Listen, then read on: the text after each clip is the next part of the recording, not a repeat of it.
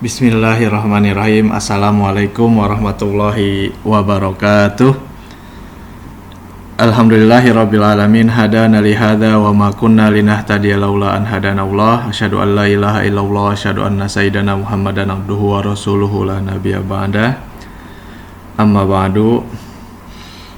Alhamdulillah, pada kesempatan hari ini kita belajar bersama-sama via YouTube semester 6 PAI Tarbiyah Sekolah Tinggi Agama Islam Haji Agus Salim, Cikarang, Bekasi. Harapan kami sebagai pengampu mata kuliah pembelajaran bahasa Arab, Anda bisa menyaksikan sampai 1 hari ini dan juga menulis absen ya di kolom komentar, dan jangan lupa subscribe karena subscribe itu gratis ya. Terima kasih. Oke, baiklah, kita mulai kegiatan perkuliahan kita dengan baca bersama-sama Al-Basmalah. Bismillahirrahmanirrahim. Eksistensi pembelajaran bahasa Arab dan problematikanya dalam pengajaran atau pembelajarannya. Pada kesempatan pertama ini via YouTube kita akan mengkaji bersama-sama terkait tentang realitas orientasi, tantangan pendidikan bahasa Arab, kemudian prospek pendidikan bahasa Arab, dan problematika atau permasalahan pembelajaran bahasa Arab. Yang pertama yaitu realitas dan orientasi. Sebenarnya kita mengkerucutkan sebenarnya sangat luas sekali orientasi pembelajaran bahasa Arab, namun kita kerucutkan di bidang pendidikan saja atau di lembaga pendidikan yang di dalamnya terdapat pelajaran bahasa Arab atau pembelajaran bahasa Arab. Ya, yang pertama pastinya kita mengetahui bahwa seperti dari tingkat bawah yaitu Raudatul Atfal RA, kemudian MI, kemudian MTS, Aliyah, ataupun saat ini kita sudah tahu di SDIT, SMPIT, ataupun SMAIT, ataupun yang berkaitan dengan Islam. Maka di situ di lembaga pendidikan ada 4 orientasinya. Ya, yang pertama religius, pastinya dengan kita belajar bahasa Arab, maka orientasi yang paling utama adalah untuk mengetahui atau memahami dan memahamkan ajaran Islam. Guru memahamkan ajaran agama Islam, dan murid berusaha untuk memahami teks-teks yang ada di dalam buku, seperti itu. Yang kedua, pastinya di lembaga pendidikan adanya akademis, yaitu memahami ilmu dan keterampilan. Maka banyak para dai kalau misalnya dia nggak menguasai bahasa Arab, maka itu dapat dikatakan kurang terampil ya, atau hanya sekedar modal hafalan saja. Ya, perlu yang namanya memahami ilmu dan keterampilan dengan bahasa Arab. Selanjutnya di bidang akademis ini bisa memilih jurusan bahasa Arab. Ya, jurusan bahasa Arab sebagaimana informasi yang kita dapatin bahwasanya di beberapa universitas Islam itu sudah dibuka jurusan umroh dan haji. Pastinya ini sangat penting sekali untuk orang yang berdinas di haji dan umroh, seperti itu bahasa Arab itu. Selanjutnya orientasi yang ketiga yaitu untuk profesional. Ya, sebagai guru pastinya perlu kita mampu untuk berkomunikasi dengan bahasa Arab. Kemudian profesional di sini agar bisa menjadi bekerja di Jazirah Arab seperti di Qatar, kemudian di Uni Emirat Arab, ataupun di Arab Saudi sendiri, dan juga untuk menguasai bisa berkuliah di Al-Azhar Mesir ataupun dan lain-lain, TKI, kuliah dan diplomat. Dan yang terakhir, orientasi yang keempat yaitu ideologi dan ekonomis. Ya, untuk orientalisme ini adalah penguasaan untuk memahami timur.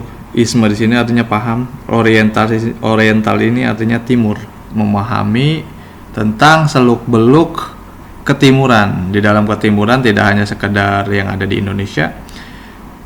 Timur di sini bisa diartikan sebagai Asia. Salah satunya adalah Arab. Ya, Arab, kemudian wilayah Jepang, China, Korea dan lain-lainnya, dan di Asia Tenggara seperti Indonesia, Malaysia dan lain-lain. Ini orientalisme. Kemudian kapitalisme, penguasaan penguasaan materi sebanyak-banyaknya seperti itu, dan imperialisme artinya penjajahan. Oke, kita lanjutkan lagi. Tantangan pembelajaran bahasa Arab. Ya, tantangannya banyak kita belajar bahasa Arab tuh. Pertama yaitu akibat globalisasi, bahasa Fusha mulai berkurang dibanding bahasa Arab Amiyah.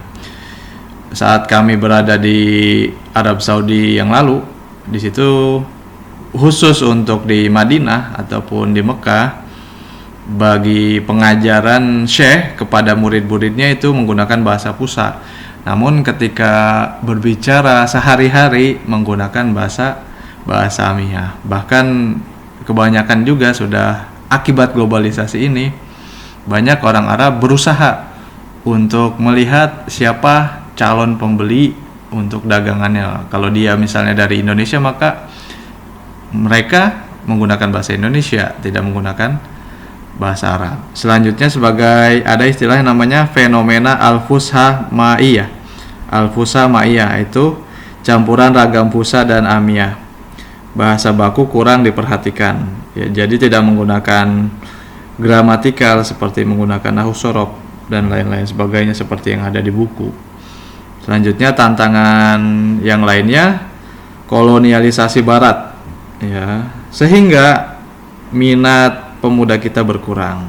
Ya, jadi dibandingkan bahasa Inggris ataupun bahasa-bahasa yang lainnya, minat pemuda kita ini sangat berkurang. Ya, contohnya tidak jauh-jauh seperti kalau ada pertanyaan, mudah mana belajar bahasa Arab atau belajar bahasa Inggris? Kalau kebanyakan dia suka bahasa Inggris, sudah otomatis minat pemudanya berkurang. Kalau misalnya lebih banyak bahasa Arab, berarti sangat luar biasa kolonialisasi Barat, berarti ini dapat dikatakan teorinya gagal. Seperti itu.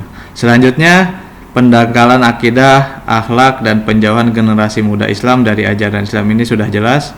Kita digempur dengan game, kemudian kita digempur oleh media sosial. Jadi memanfaatkan media sosial tidak pada fungsinya, hanya sekedar main-main semata sehingga menghabiskan waktu. Pendangkalan akidah dan akhlak, sehingga ketika apa yang dilihat, apa yang didengar, apa yang dirasakan lewat media sosial itu berimplikasi kepada akhlak anak-anak. Ya, ketika tontonan mereka itu kurang baik, akan menyebabkan sebagai tuntunan.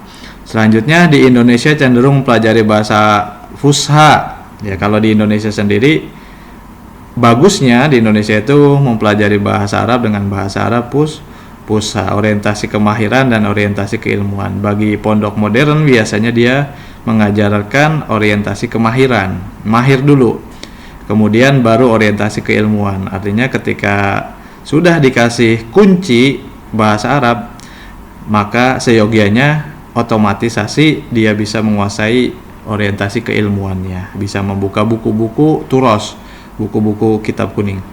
Dan terakhir, rendahnya minat dan motivasi belajar bahasa Arab bagi murid ataupun mahasiswa, seperti itu. Kemudian tantangan pembelajaran bahasa Arab. Menurut Jamsuri dan Mahdi, dia mengatakan bahwa tantangan pembelajaran bahasa Arab 100% minat. Ya, ini banyak orang, ya, kita ketahui minatnya sangat kurang sekali. Nomor 1 minat, lalu 87% latar belakang belajar, lalu 57% kurikulum, 57 kurikulum, 50% lingkungan kelas, dan 77 psikologis. Ini faktor-faktor ya rendahnya, bisa dikatakan minat, latar belakang belajar, kurikulum, lingkungan kelas, dan psikologis. Ini tantangan kita yang menjadi guru bahasa Arab. Lalu prospek pendidikan